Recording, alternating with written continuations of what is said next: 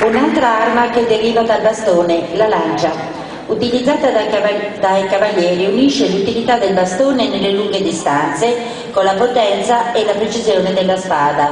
Fale e Roberta ci presentano una forma con quest'arma.